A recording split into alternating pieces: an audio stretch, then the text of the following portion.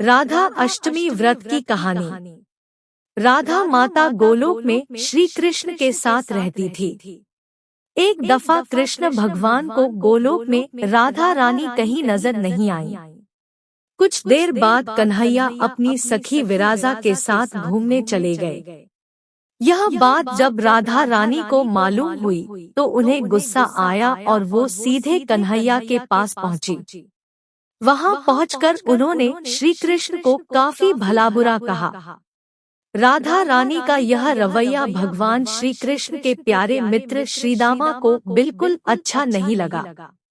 श्रीदामा ने उसी वक्त बिना कुछ सोचे समझे राधा रानी को पृथ्वी पर जन्म लेने का शाप दे दिया।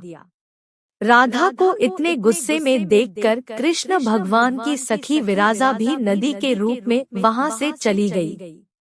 राधा ने श्रीदामा से श्राप पाने के बाद उन्हें राक्षस कुल में पैदा होने का श्राप दिया। राधा जी द्वारा दिए गए श्राप की वजह से ही श्रीदामा का जन्म शंखचूड़ दानव के रूप में हुआ। आगे चलकर वही दानव भगवान विष्णु का परम भक्त बना। दूसरी तरफ राधा रानी ने पृथ्वी पर वृषभानु के घर पुत्री के रूप में जन्म लिया।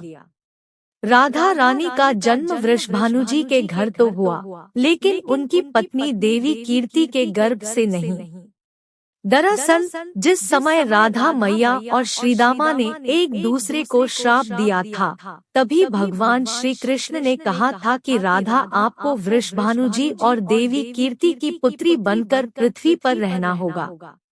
मनुष्य के अवतार में आपका एक वैश्य से विवाह होगा। वो मेरे अंशावतारों में से ही एक होगा। इस तरह आप पृथ्वी पर भी मेरी ही बनकर रहेंगी, परंतु हम दोनों को बिछड़ने का दुख सहना होगा। इसके बाद कृष्ण भगवान ने राधा जी को मनुष्य योनि के रूप में जन्म लेने की तैयारी करने के लिए कहा। संसार के सामने वृषभानु जी की पत्नी गर्भवती हुई। जिस तरह एक बच्चा दुनिया में आता है, ठीक वैसे ही देवी कीर्ति का भी प्रसव हुआ, लेकिन असल में राधा माता का जन्म देवी कीर्ति के गर्भ से नहीं हुआ था। भगवान की माया से उनके गर्भ में वायु भर गई थी।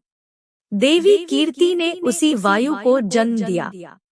इस दौरान उन्हें प्रसव पीड़ा हो रही थी और वहां राधा माता के रूप में एक प्यारी सी कन्या ने जन्म लिया।